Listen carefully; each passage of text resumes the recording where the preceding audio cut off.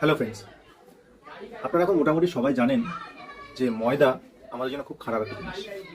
ময়দাকে ডাক্তারবাবুরা বলছেন যে এটা একটা স্লো পয়জন, যেটা আস্তে আস্তে আস্তে আস্তে ভেতর থেকে আপনাকে শেষ করে দিতে পারে।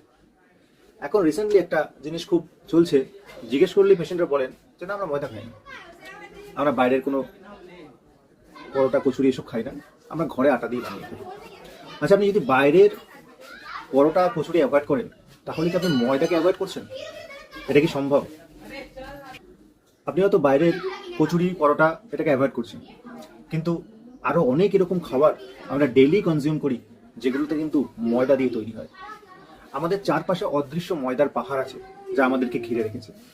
এবং মনে রাখুন এবং এটা বিশ্বাস করুন এবং জেনে রাখুন যে আপনি বাড়িতে যদি ময়দার চারটে লুচি ভেজে খান বা দুটো পরোটা ভেজে খান, সেটা আপনাকে যতটা বেশি অসুস্থ করতে পারে, তার থেকে বেশি এই অদৃশ্য ময়দার পাহাড়যুক্ত যে খাবারগুলো, সেগুলো আপনাকে আরও বেশি অসুস্থ করতে পারে। একটু ভাবা যাক কি করি আমরা। সকালে আমরা বাঙালিরা চা খাই, চায়ের সাথে একটু বিস্কুট খাই, সেখানে ময়দা। আমরা একটু নুডলস খাই, চাউমিন খাই, সেখানে ময়দা। আমরা বাইরের কোনো দোকানের ফ্রাইড আইটেমস খাই, সেখানে ময়দা। আমরা যারা টোস্ট খেতে পছন্দ করি, পাউরুটি খাই, সেখানে ময়দা। অনেকে বলতে পারেন আমরা হেলদি ব্রাউন পাউরুটি খাই, কিন্তু ব্রাউন রুটিতেও ময়দা থাকে, সাথে ক্যারামেল কালার।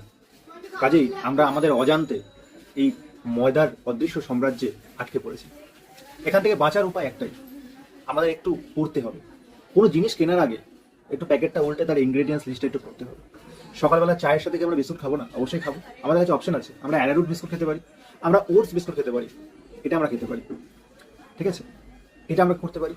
আর আমরা যা প্রোডাক্ট কিনছি না কেন, কনজিউম করছি না কেন, তার ইনগ্রেডিয়েন্ট লিস্টটা একটুখানি আমরা দেখে নিতে পারি যে ওখানে ময়দা ঠিক কতটা পরিমাণ আছে।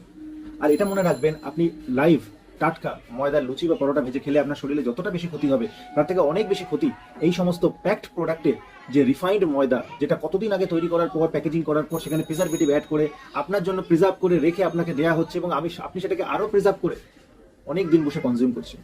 এই প্রোডাক্ট কিন্তু আপনার জন্য আরও বেশি ক্ষতিকর।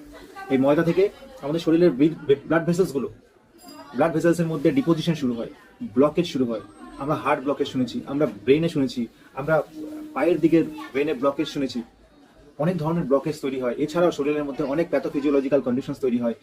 হরমোনাল ডিসব্যালেন্সের জন্য একটা বিশাল বড়ভাবে এটা দায়ী। আমি পিসিওএস এর পেশেন্টদের সবসময় বলি ময়দা চিনি অ্যাভয়েড করুন। আপনাকে এতটা অসুস্থ করতে পারে ময়দা, যা আপনার কল্পনারও বাইরে। তাহলে এই অদৃশ্য ময়দার সাম্রাজ্যের মাঝখানে থেকেও আমাদের সতর্কভাবে ময়দাকে এড়িয়ে চলতে হবে, একটু সজাগ হতে হবে, একটু পড়তে হবে, তাহলেই আমরা ময়দাকে এড়িয়ে চলতে পারবো। Thank you.